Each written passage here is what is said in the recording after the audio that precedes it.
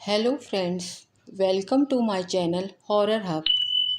आप सुनने वालों ने हमारे चैनल की कहानी कारसाज की दुल्हन को बहुत पसंद किया, इसीलिए आज मैं इसका दूसरा हिस्सा लेकर आई हूँ। कारसाज के पुरस्कार वाक़यात बहुत सालों से चलते आ रहे हैं और यहाँ से अंधेरी रात में गुजरने वाले लोग अपने साथ होने वाले पुरस्कार वाक़यात लोगों तक पहुँचाते रहते हैं। कारसाज एक शाहराह है जहाँ दिन के वक्त बहुत ट्रैफिक रहता है, लेकिन रात के वक्त सन्नाटे का राज रहता है। इस कारसाज रोड के बारे में तो आप सब जानते हैं कि रात के वक्त कारसाज रोड से गुजरने वाले बहुत से लोगों ने यहाँ पर लाल कपड़े पहने हुए एक दुल्हन को देखा है। लोगों ने तो यहाँ तक कहा है कि उन्होंने इस खौफनाक शक्ल वाली दुल्हन को अपनी गाड़ी में लिफ्ट दी है, जो कुछ दूर जाकर गाड़ी से अचानक से गायब हो गई। आज हम जो आपके लिए कहानी लेकर आए हैं, ये कहानी एक नौजवान लड़के बासित की है। रात तकरीबन 2 बजे का वक्त था। बासित अपने दोस्त की शादी में शिरकत के बाद अपने घर जा रहा था। रात के 2 बजे बहुत कम गाड़ियां सड़क पर नज़र आ रही थीं।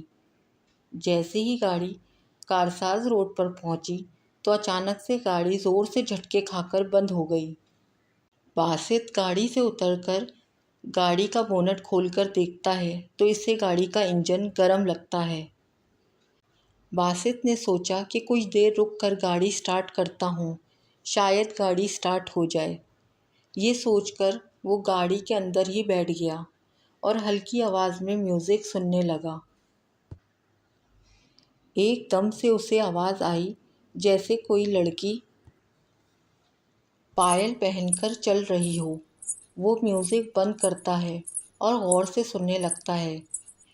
गाड़ी से कुछ दूर उसे एक दुल्हन के लिबास में लड़की चलते हुए नज़र आती है। बासित हैरान हो जाता है कि रात के इस पहर ये कौन लड़की है। बासित को हॉरर स्टोरीज़ पर कोई ज़्यादा यकीन नहीं था और वो उनके बारे में कुछ ज़्यादा मालूमात तो रखता नहीं था, इसलिए वो गाड़ी से उतरकर देखने जाने में कोई डर महसूस नहीं हुआ। वो अपनी गाड़ी से नीचे उतरकर उस लड़की के पीछे चलने लगा। जब दोनों के दरमियान फासला कम रह जाता है तो वो उसे आवाज़ देकर पूछता है, कौन हो आप, यहाँ क्या कर रही हो? कोई जवाब नहीं आता। बासित फिर पूछता है, कौन हो आप, क्या आपको मेरी मदद की ज़रूरत है? इस वीरान रास्ते पर आपका अकेले जाना बहुत ख़तरनाक है, मैं आपको कहीं छोड़ देता हूँ। इस बात पर वो लड़की रुक जाती है और बोलती है कि हाँ, थोड़ा दूर जाना है, मैं चली जाऊँगी। बासित कहता है, मेरी गाड़ी ख़राब हो गई है, मैं आपके साथ चलता हूँ ताकि अगर कोई ख़तरा हो तो मैं निपट लूँगा। वो लड़की कहती है, तुम इतनी रात को यहाँ क्या कर रहे हो? तो वो बताता है कि मेरे दोस्त की शादी थी, मैं वहीं से वापस आ रहा हूँ। कुछ दूर आगे जाने के बाद वो पूछता है कि आप यहाँ अकेले क्या कर रही हैं, वो भी इस तरह दुल्हन के लिबास में। उसने अपने चेहरा ढका हुआ था। बासित को सिर्फ उसकी आवाज़ सुनाई दे रही थी। वो कहती है, मैं अपनी रुखसती के बाद अपने शौहर के साथ गाड़ी में जा रही थी कि अचानक से एक तेज़ रफ्तार ट्रक ने हमारी गाड़ी को टक्कर मार दी, जिसके बाद हमें अस्पताल ले जाया गया, लेकिन मेरा शौहर बच ना सका और मैं आज भी दुल्हन के लिबास में उसका इंतज़ार कर रही हूँ। बासित को अभी भी कुछ पूरी बात समझ नहीं आई। वो उससे कहने लगा कि अभी तो आपकी पूरी ज़िंदगी बाकी है, आप ज़िंदगी में आगे बढ़ें और अपनी ज़िंदगी का कोई मकसद तलाश करें। वो लड़की फिर कहने लगी, ज़िंदगी का मकसद? लड़के, शायद तुम अभी तक समझे नहीं, यही तो मेरी ज़िंदगी का मकसद है। ये कहकर वो ज़ोर ज़ोर से हंसने लगती है और अपने चेहरे पर से दुपट्टा हटा देती है। उसका चेहरा पूरी तरह से जला हुआ था और कहीं कहीं से कटा हुआ था। अपनी एक झलक बासित को दिखाकर वो अचानक से गायब हो गई, लेकिन उसके पायल की आवाज़ अभी भी बासित को सुनाई दे रही थी। बासित ये सब मंज़र देखकर एक खौफ के आलम में था।